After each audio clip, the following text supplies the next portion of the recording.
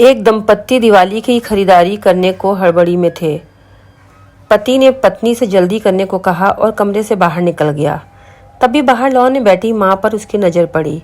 कुछ सोचते हुए पति वापस कमरे में आया और बोला, शालू, तुमने माँ से भी पूछा कि उनको दिवाली पर क्या चाहिए?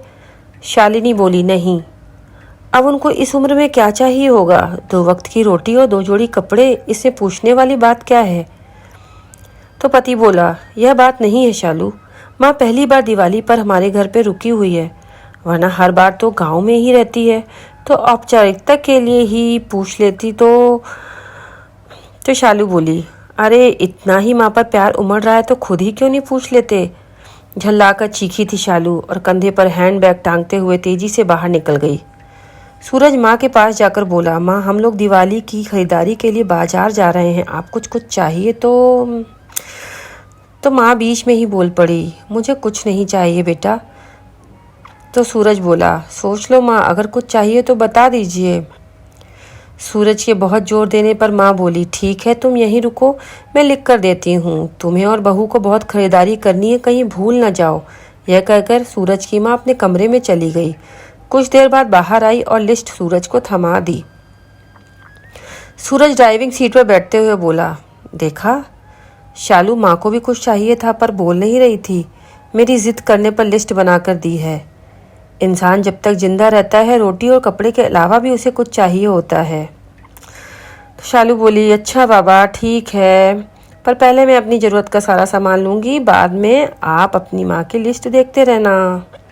पूरी खरीदारी करने के बाद शालिनी बोली, अब मैं बहुत थक गई हूँ, मैं कार का एसी चालू करके बैठती हूँ, आप माँ जी का सामान देख लो। तो पति बोला, अरे शालू साथ चलते हैं, अच्छा देखता हूँ कि माँ ने दिवाली पर क्या मंगाया है, कहकर माँ की लिखी पर्ची जेब से निकालता है। अरे बाप रे, इतनी लंबी लिस्ट, पता नहीं क्या क्या मंगाया होगा, जरूर अपने गांव वाले छोटे बेटे के परिवार के लिए बहुत सारा सामान मंगाए होंगे।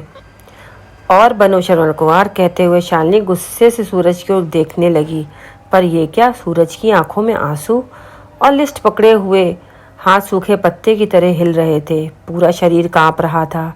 शालिनी बहुत घबरा गई, क्या हुआ, ऐसा क्या मांग लिया माँ ने? कहकर सूरज के हाथ से पर्ची झपट ली। हैरान थी शालिनी भी, इतनी बड़ी पर्ची में बस चंद शब्द ही लिखे थे। पर्ची में लिखा था, बेटा सूरज, मुझे दिवाली पर तो क्या किसी भी अवसर पर कुछ नहीं चाहिए, फिर भी तुम जिद कर रहे हो तो, और तुम्हारे शहर की किसी दुकान में अगर मिल जाए तो फुर्सत के कुछ पल मेरे लिए लेते आना। ढलती सांझ हुई हूँ मैं अब सूरज, मुझे गहराते अंधियारे से डर लगने लगा है, बहुत डर लगता है पल पल अपनी तरफ बढ़ रही मौत को देखकर।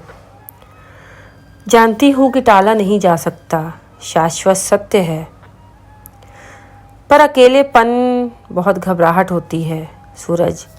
तो जब तक तुम्हारे घर पर हूँ कुछ पल बैठ कर मेरे पास कुछ देर के लिए ही सही बांट लिया करो मेरे बुढ़ापे का अकेलापन। बिन दीप जलाए ही रोशन हो जाएगी मेरी दिवाली की सांझ। कितने साल हो गए बेटा तुझे स्पर्श नहीं किया, एक बार फिर से आ मेरी गोद में सर रख और मैं ममता भरी हथेली से सहलाऊं तेरे सर को। एक बार फिर से इतराए मेरा हृदय, मेरे अपने को करीब, बहुत करीब पाकर और मुस्कुरा कर मिलूं मौत के गले। क्या पता अगली दिवाली तक रहूं या ना रहूं। पर्ची की आखिरी लाइन पढ़ते पढ़ते शालिनी फफक फफक कर रो पड़ी। ऐसे ही होती है माँ। हम लोग अपने घर के उन विशाल हृदय वाले लोगों जिनको हम बूढ़े और बुढ़िया की श्रेणी में रखते हैं, वे हमारे जीवन के कल्पतरु हैं। उनका यथोचित सम्मान, आदर और देखभाल करें।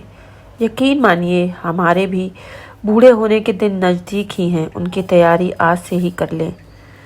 इसमें कोई शक नहीं है कि हमारे अच्छे बुरे कृत्य देर सवेर हमारे पास ही लौट कर आने हैं। हरे कृष्णा।